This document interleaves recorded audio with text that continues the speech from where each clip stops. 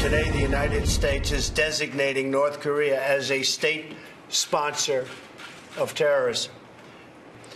This designation will impose further sanctions and penalties on North Korea and related persons and supports our maximum pressure campaign to isolate the murderous regime.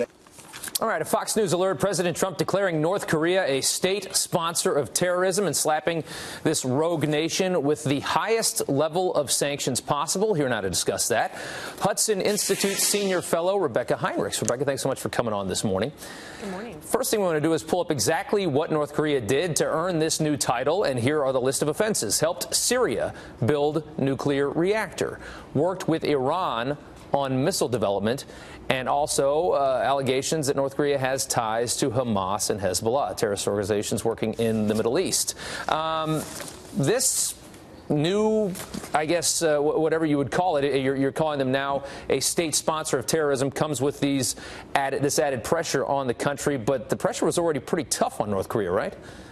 The pressure is already tough, and remember, the Trump administration was able to successfully get these UN Security Council resolutions passed in the summer, which are the heaviest, most biting sanctions that have ever been levied against North Korea. But this designation is important because President Bush removed the designation in 2008 as an incentive to try to convince the North Koreans that the diplomatic talks might be in its favor, and then within a year, North Korea tested another nuclear weapon. So this is, again, just to try to turn up the pressure and to dissuade other countries from doing business with North Korea. It's very difficult to explain how countries can continue doing business with a state sponsor of terrorism like North Korea. Absolutely. Let's look at the company that they keep in this new designation: Syria, Iran, and also Sudan in North Africa.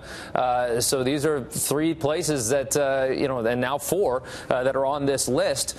My question to you is, President Bush dropped them off the list in 2008, trying to kind of do things diplomatically. They build that bomb, like you said, they test that bomb. This has been a continuing problem with this country. There needs to be a new direction on this. Am I right about that? You are, and that's why the Trump administration's strategy towards North Korea is to use all of the tools in our toolbox, short of military force, to exhaust all of this. This is all part of diplomacy. Diplomacy isn't just talks; it's everything short of military force. And so, the Trump administration gets a lot of criticism for using inflammatory language. The president uses inflammatory language towards North Korea, et cetera. But what he's trying to do, he's trying to change the calculation of Kim to finally get to the point where he says, enough.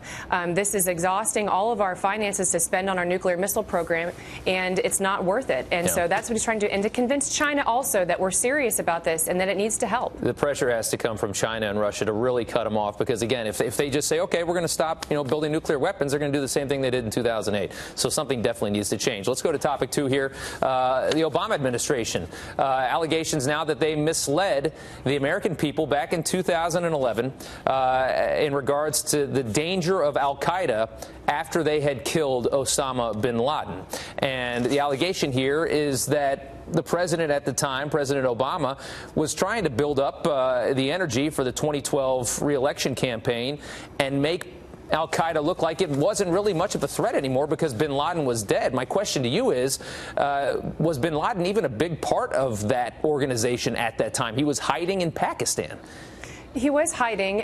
What's important here is that President Obama he said that his administration was going to be the most transparent in history. Yeah. But what the administration did, they had this enough intelligence from that raid to fill a small library. They said, but they only released just a couple dozen documents about what they found. What the administration downplayed, and this was due to infighting within the bureaucracy. Of course, you mentioned the timing is conspicuous. It's right before the re-election. It's when the president was trying to get this Iran deal at all costs through. Right. And what this intelligence did reveal, now that the Trump administration has finally released thousands and thousands of these documents, is it reveals that there was this connection between al-Qaeda and Iran. Much, much closer relationship. Remember, Iran is a Shia country, al-Qaeda is Sunni, and so a lot of people said that these countries couldn't cooperate, but in fact they were, because they had mutual interests. Yeah, and that would have made the Iran deal look terrible, and at the same time, time you had this killing of bin Laden was a huge victory for that administration. They want that to look better. They're coming off. They have a flaccid recovery to the economy. They can't brag about that. They needed something really powerful to brag on, right? And they needed something to really make 2012 look like you got to bring me back for 4 more. That's exactly right. And they were also trying to pull troops prematurely, I would say, out of Iraq and Afghanistan. And if you've got al-Qaeda on the rise rather than being decimated, that doesn't really fit your narrative.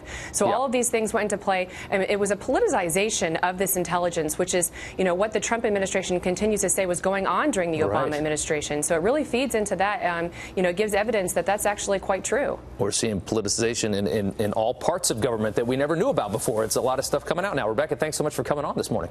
Thanks.